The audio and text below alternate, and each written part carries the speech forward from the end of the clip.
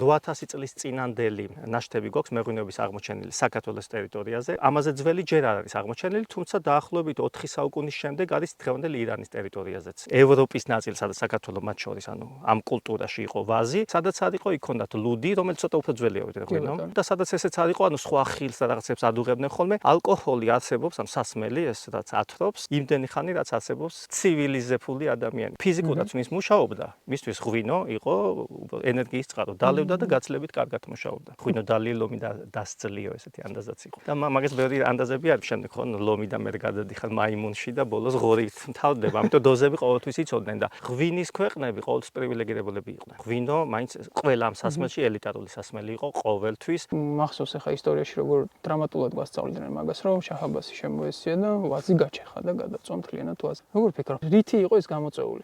ანუ ხედავდნენ რომ ასე ვთქვათ, ამაში იყო საქართველოს ძალა და ამან გამოიწვია ესეთი გაბრაზება?